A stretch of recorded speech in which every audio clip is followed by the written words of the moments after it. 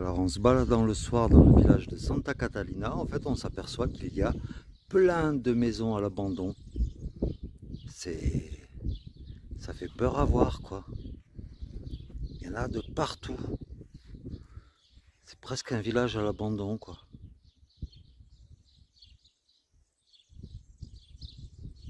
Si tu veux acheter là, hein, à mon avis, ça ne coûte pas cher les maisons. Il y a même un petit minou là sur les ruines. Un petit minou. T'es beau? Ouais. Ben voilà, encore un exemple de maison abandonnée. Il y en a plein dans le village. Voilà. Le bar, on l'a pas vu d'ailleurs. Encore une ici. Encore une ici. C'est la folie quoi. Encore une ici. C'est des ruines en fait qui sont à vendre. Mais sinon le village est mignon. Dans la partie peuplée.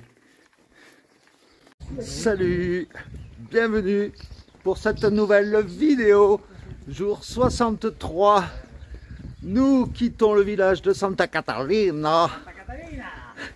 Et je suis en compagnie de Sophie bien sûr et de Raphaël. Et la journée a commencé mal. Sophie s'est fait piquer sa serviette. Et moi je me suis fait piquer une paire de chaussettes et un t-shirt. Donc j'ai plus que le t-shirt là-dessus. Donc pas de commentaires en disant oh putain ils portent toujours le même t-shirt. Enfin voilà quoi. Donc et aujourd'hui donc nous sommes à 1000 mètres d'altitude.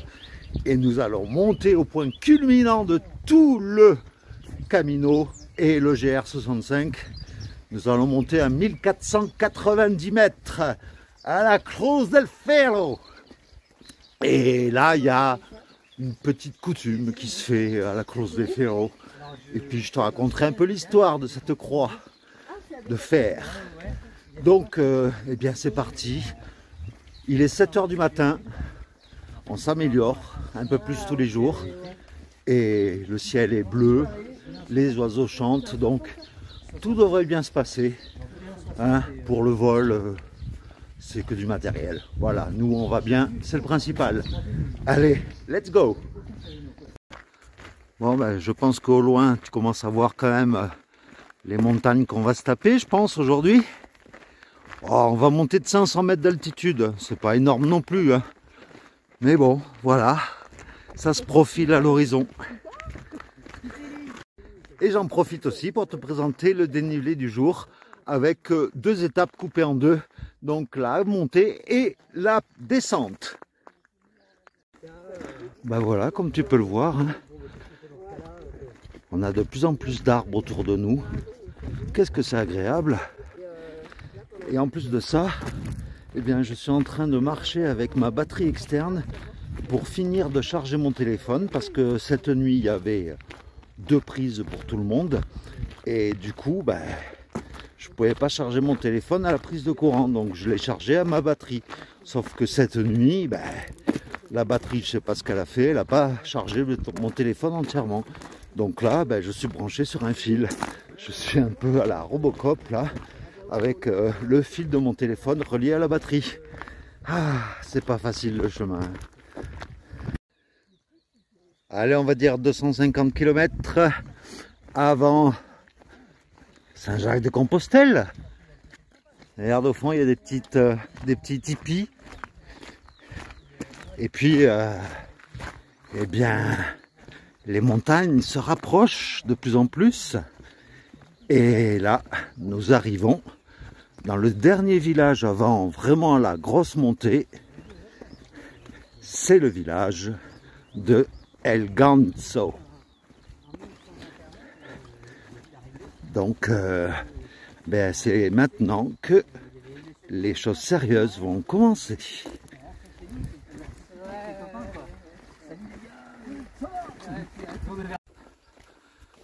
Voilà le clocher de l'église de El Ganso avec un nid de cigogne qui va se casser la gueule, on dirait.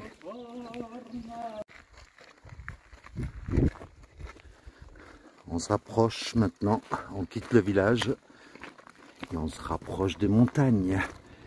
Mais elles n'ont pas l'air si hautes que ça en fait. Hein. Plus on s'en approche, plus elles paraissent petites.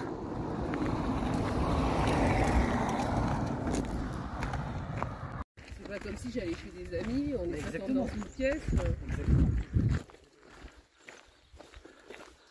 Là, c'est quand même agréable. Marcher au milieu des arbres, de la forêt. Ça commence à se concrétiser là.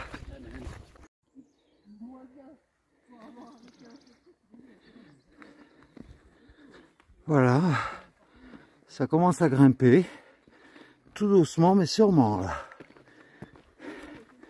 Mais ça devient joli, ça devient de plus en plus sauvage et ça fait du bien quoi. Ah, enfin du vrai sentier.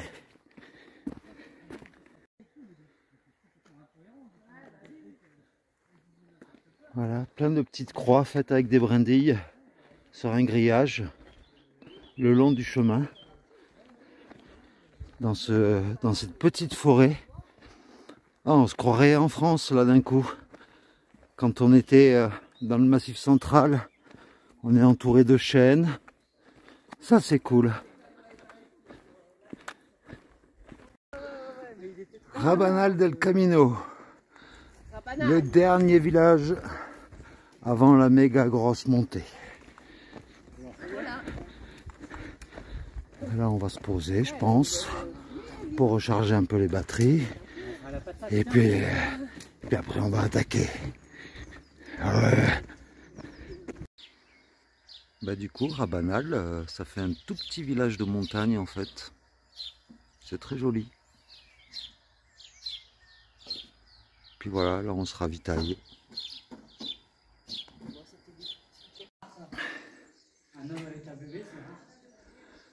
Ah ouais. Saint-Antoine, il a un bébé. Une statue d'un homme avec un bébé.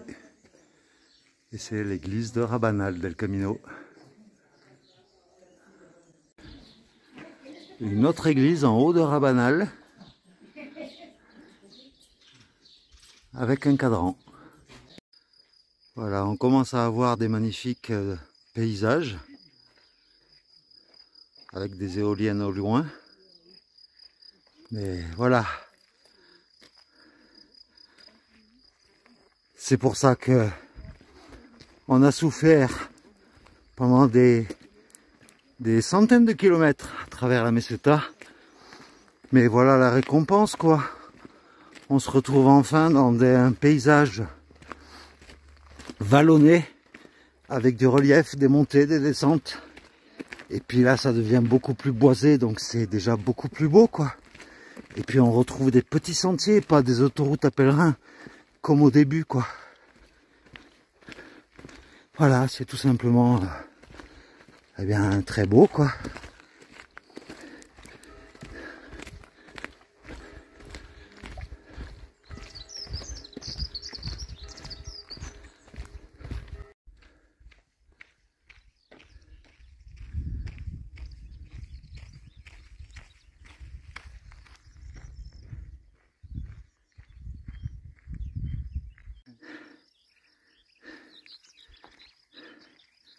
T'as vu ces petites fleurs violettes là, on dirait des champs de lavande. Et voilà, hein. On retrouve des fougères. Et on monte, on monte. Hein. Bon ben après une montée assez difficile. En plus il fait chaud déjà, il est à peine 10 h du matin. Il n'y a pas d'air. Et regarde-moi ce petit chemin bordé de petites fleurs violettes. C'est beau, non?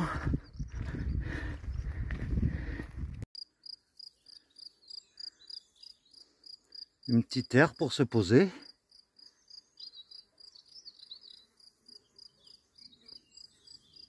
Avec plein de mouches. Qu'est-ce qu'il y a comme mouches en Espagne? Qu'est-ce qu'elles sont collantes d'ailleurs? Ah, puis quand je te dis qu'il fait chaud à 10 h 30 du matin, regarde un peu mon t-shirt quoi. Je transpire un peu, juste un tout petit peu.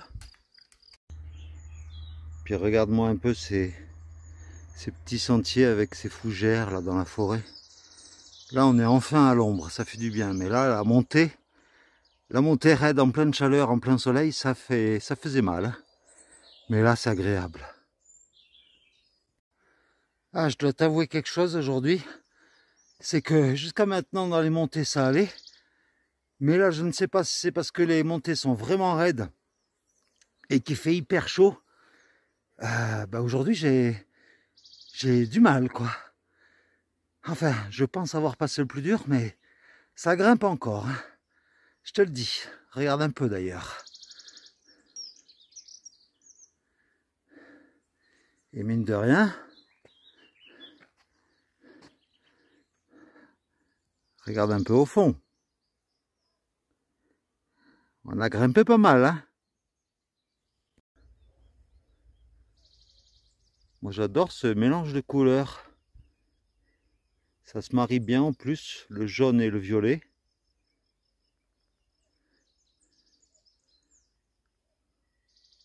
Enfin de beaux paysages à te partager.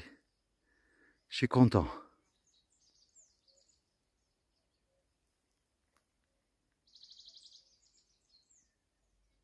Alors pendant que Sophie est partie chercher sa gourde qu'elle a oubliée un peu plus bas, donc on va parler un peu de flore.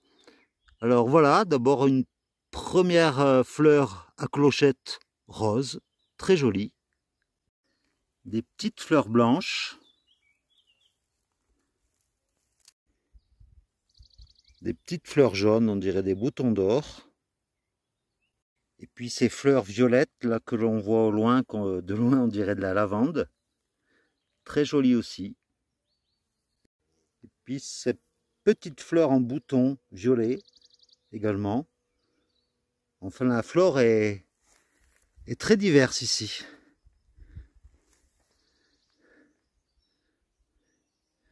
Donc j'attends Sophie avec impatience. J'espère qu'elle n'a pas perdu définitivement sa gourde, parce que avec la chaleur qu'il fait, sans gourde, c'est impossible. Et il y a énormément de lichen également sur les arbres, ce qui est preuve d'une bonne qualité d'air. Il y en a partout sur les arbres ici.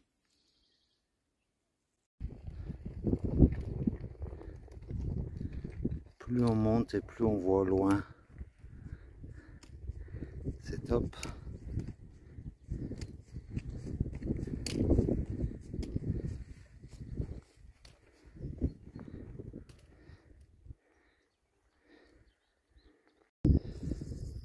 Fontsebadon, 1435 mètres.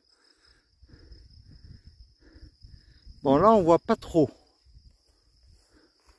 les montagnes qui nous entourent. Bah, il y a des pylônes de haute tension, c'est dommage. Mais de l'autre côté, voilà, tu peux voir de belles montagnes avec une vallée dans la brume. Ben voilà, c'est un village où il n'y a que des albergues. Ici, ici. Ben voilà, la sortie du village de Fontsebadon. On tombe sur deux vaches en liberté, avec des cordes en plus. Elles n'ont pas l'air commodes. Apprête-toi à courir, Sophie, si elles nous foncent dessus. Ah ben elles sont toutes en liberté. C'est quoi ce bordel?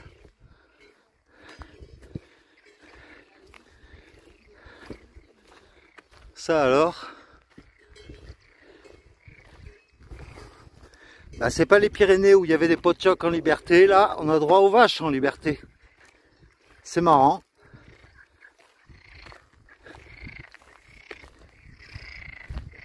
Et avec le bruit des crapauds et des grenouilles.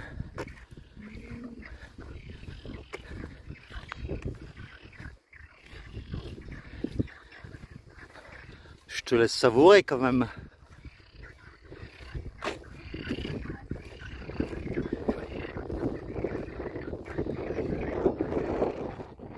Et voilà, donc on continue notre petit bonhomme de chemin.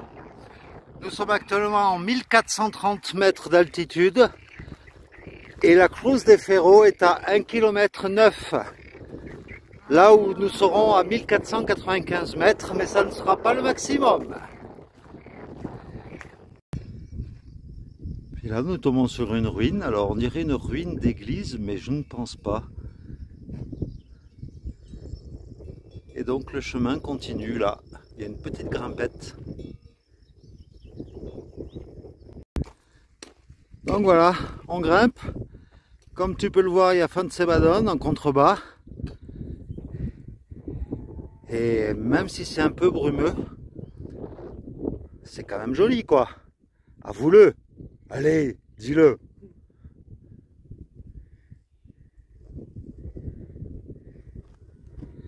Et là je prends des risques hein, pour faire ce diaporama. Je suis sur une pierre qui est complètement bancale. Si elle tombe, je tombe dans le ravin. Allez, un dernier panorama sur ce côté-là de la montagne avant de passer de l'autre côté.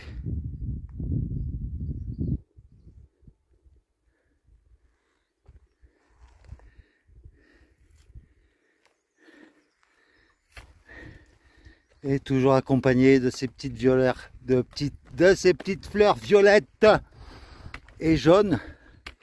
C'est très joli. Ah, que ça fait du bien de marcher avec des arbres autour de soi.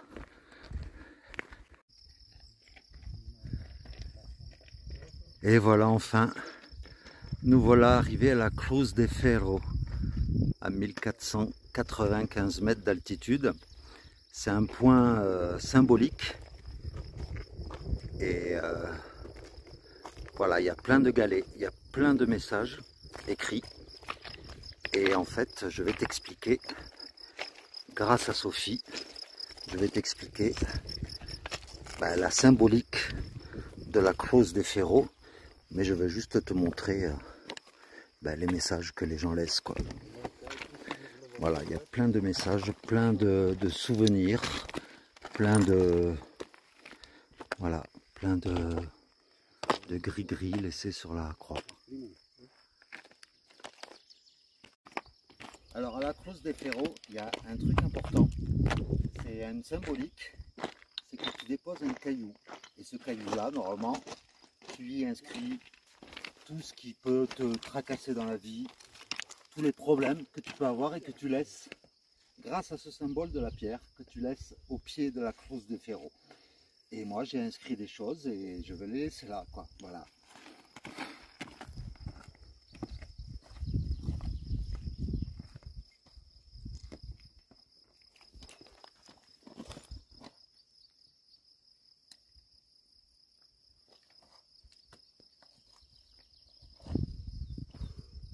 La petite larme. Voilà. Et juste à côté de la Cruz de Ferro, il y a une petite chapelle qui malheureusement est fermée, qui a été construite en 1982. On dirait pas parce qu'elle fait très ancienne.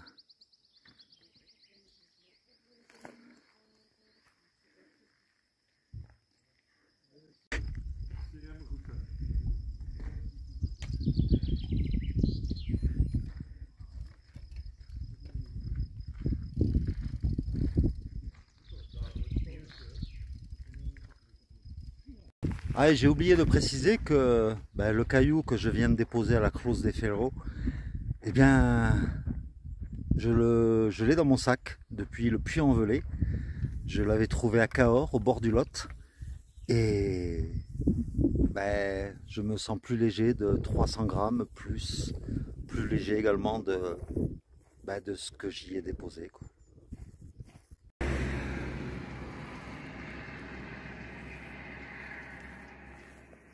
Un beau papillon. Ah, t'as vu? Observe la beauté du silence et de ces montagnes majestueuses.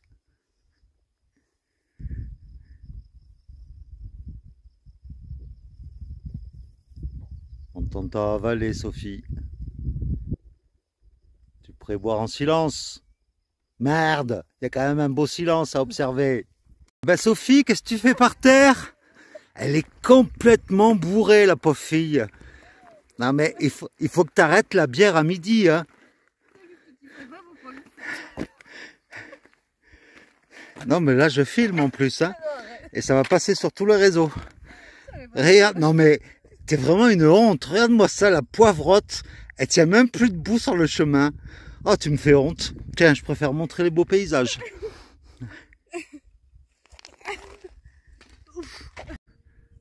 Alors, voici un nom de village qui est pas facile à prononcer. C'est Manhalin. Manhalin. Voilà. Je sais que nous, on a du mal avec les L et les R en français. Donc voilà, Manhalin. Et juste à côté, il y a un petit food truck.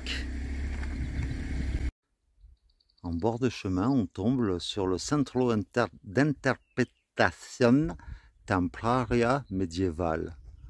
Donc ça doit avoir un rapport avec le côté médiéval, mais on ne peut pas y rentrer. Mais ça fait très fourre-tout un peu, c'est bizarre.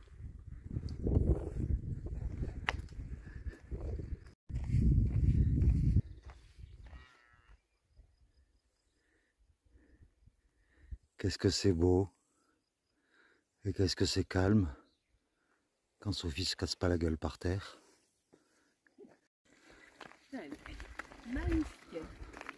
Bonjour la belle vavache. T'as de la chance en plus, t'as de l'eau fraîche. Hein, ben nous on n'a plus d'eau fraîche, on a de l'eau chaude. Voilà. Bonjour les petits meux. Voilà. Ben, le bébé il a peur, hein. Mais faut pas avoir peur. Oh.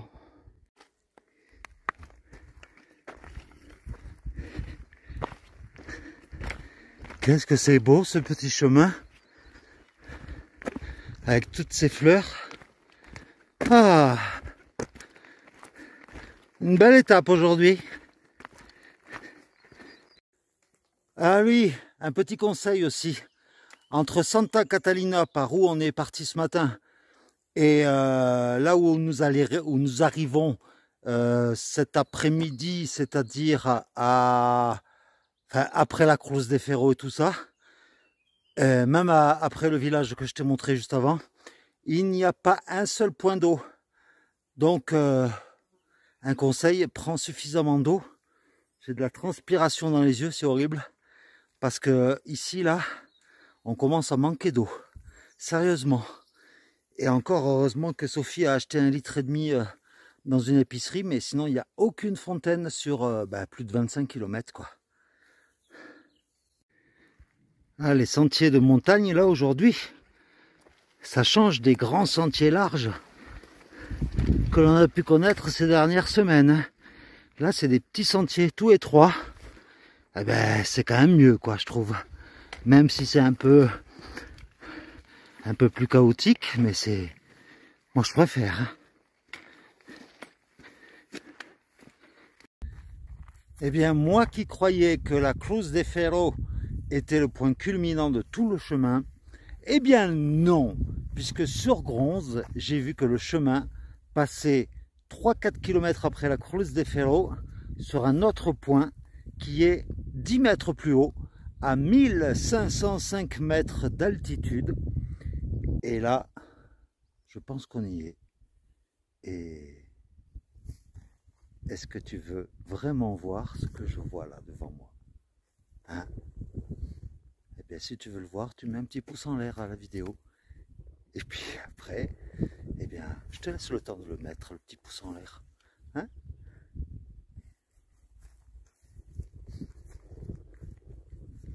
Ça y est, c'est bon? Ok, ben allez, je te laisse regarder.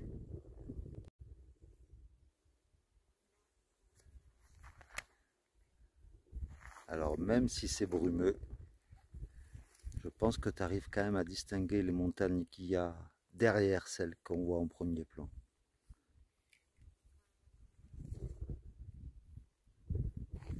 C'est beau quand même, non? En tout cas, même si tu n'as pas mis de pouce en l'air, je m'en fous. Voilà, c'est juste pour le plaisir de tes yeux.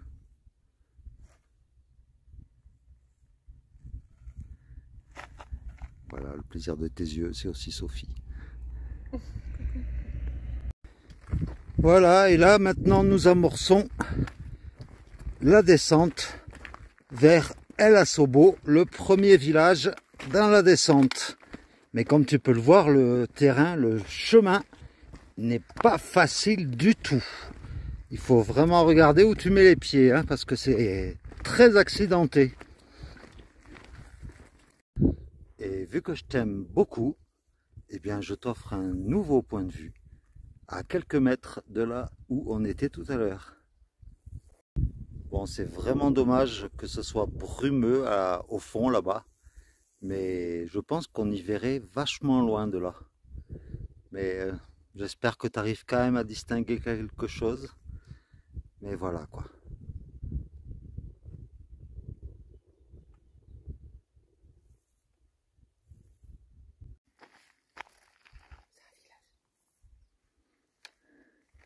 Regarde-moi un peu la grosseur, la grandeur de ces montagnes.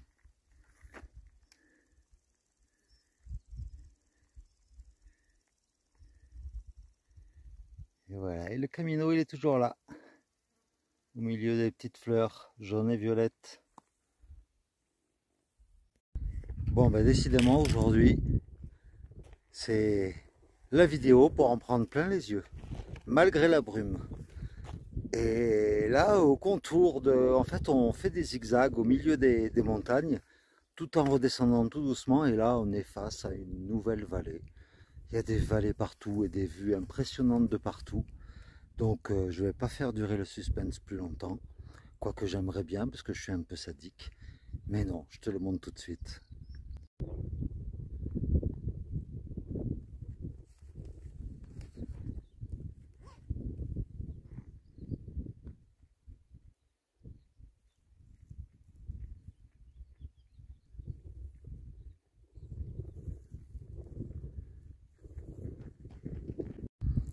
Tiens Sophie, un caillou doigt d'honneur.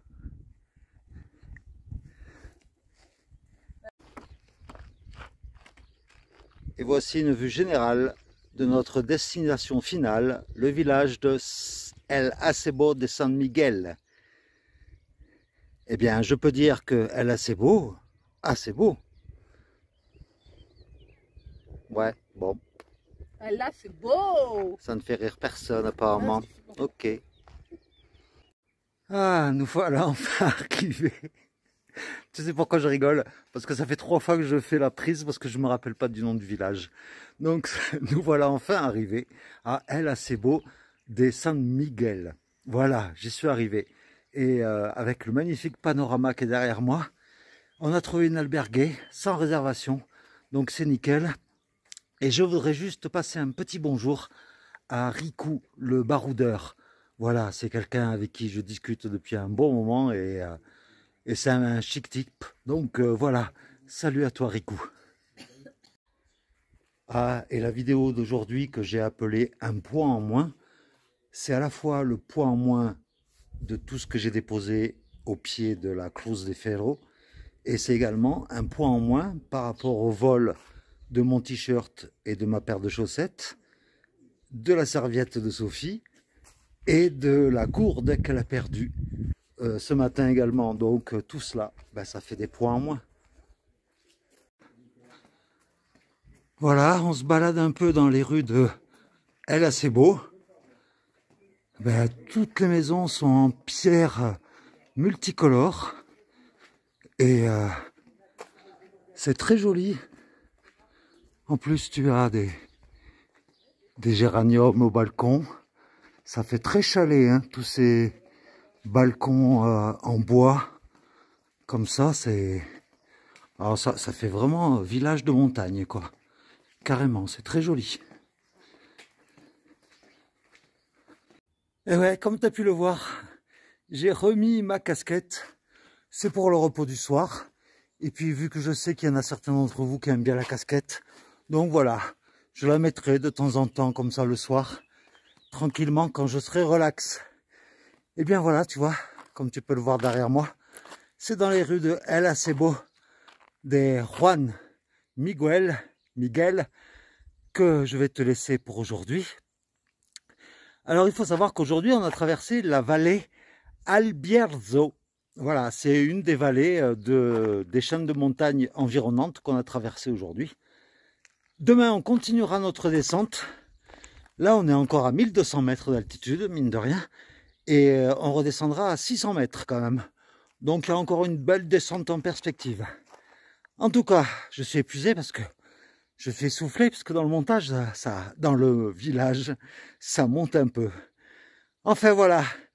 Eh bien, je regarde s'il n'y avait pas des trucs sympas à te montrer avant de te laisser. Mais non. Mais en tout cas, je vais te laisser avec la magnifique vue que j'ai depuis la terrasse intérieure qui est à l'extérieur de l'albergue où nous sommes, Sophie et moi. C'est une vue sur les montagnes en fait, c'est très joli. Franchement là, je les ai devant moi en plus. Et donc, eh bien je te fais de gros bisous. J'espère que la vidéo d'aujourd'hui n'aura pas été trop longue pour toi, mais franchement elle en valait la peine. Hein. T'as vu tous ces beaux paysages que j'ai pu voir aujourd'hui? Franchement, on m'a dit que, et encore on n'est pas encore en Galice, mais on m'a dit que la Galice c'était vraiment une très belle région. Donc, on découvrira tout ça ensemble. Donc je te fais de gros bisous. Et puis ben, je te dis à demain alors. Pour de nouvelles aventures sur les chemins de Compostelle. Allez, ciao!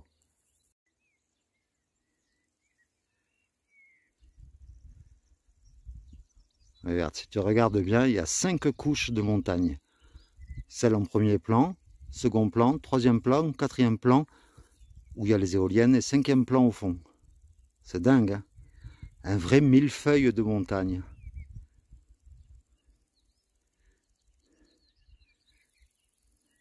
Et ça reste toujours dans la brume comme ça au lointain.